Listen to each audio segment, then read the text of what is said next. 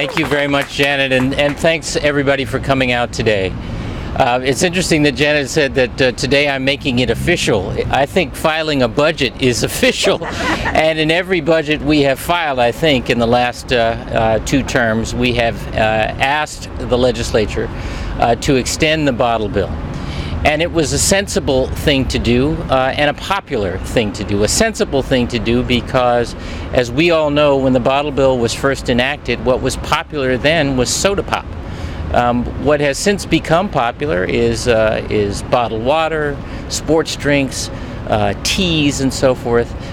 Natural extensions of the beverage industry's range of products, but that are exempt from a very sensible and effective measure that encourages recycling, encourages the elimination of litter, and it respects our environment. There's a reason why we have filed this measure year after year, because it needs to be updated. It's not a big reach, it's not a big intellectual leap, it's a natural extension of a provision that makes sense to the way we live our lives today. And it turns out it's popular. Poll after poll suggests that people get this idea, understand this idea, and are prepared to support it. But we haven't been able to move it in the legislature, and so now it's time for the people to speak directly. I have to tell a story that has something to do with my wanting to be a part of this ballot initiative. As some of you know, I think, I used to work in the beverage industry. That was a great job, and I worked for a great company. And I remember hearing some of the arguments from inside the industry against the bottle bill and understanding them from that perspective.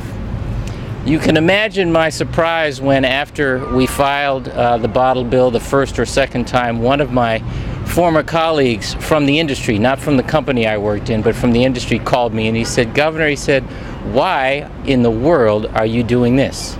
And I said, "Because it makes sense." And he says, "You realize you're going to lose." And I said, "Well, why do you say that?" He said, "Because we have more money than you do."